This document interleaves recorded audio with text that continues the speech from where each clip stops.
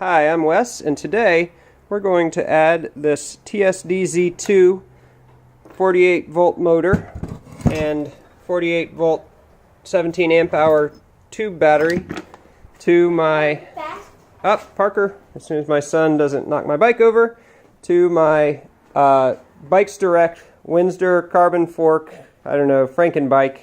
It was only like 300 bucks, so I figured I'd give it a shot. I already have a Bafang BBS HD, which I use to take my son on rides, and a TSDZ2 that's 500 watts. This was my first build, and I really like it, so I'm going back to the TSDZ2, but this one's 750 watts. So hopefully in the next couple hours we'll be able to see the finished product. So the very first thing I did was solder this connector. I forget what these are called. These are an XT60.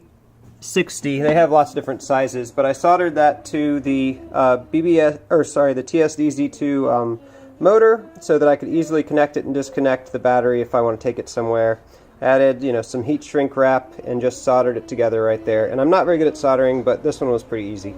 So the first step with the bike is to remove the front, I guess, crankset is what you call it. I don't know all my bike terms. I've only done this a few times.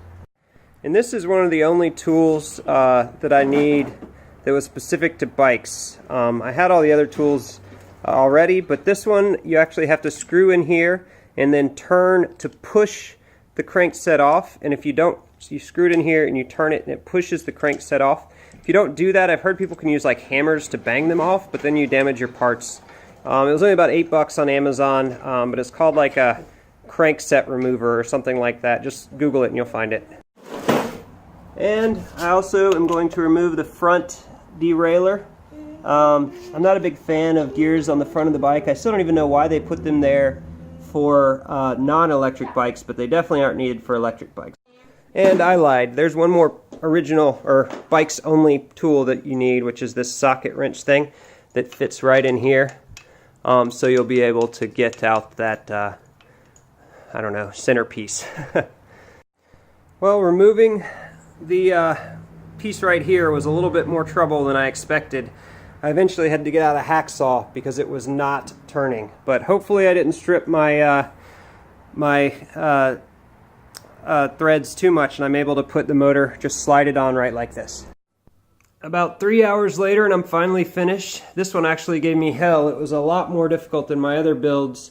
The center crankshaft area was a little too small for the motor to slide easily through it, so I had to spend about an hour with a Dremel smoothing out the inside to actually get it to fit all the way through the bike. So that's really why this one was a big pain, and it took me a lot longer than I expected.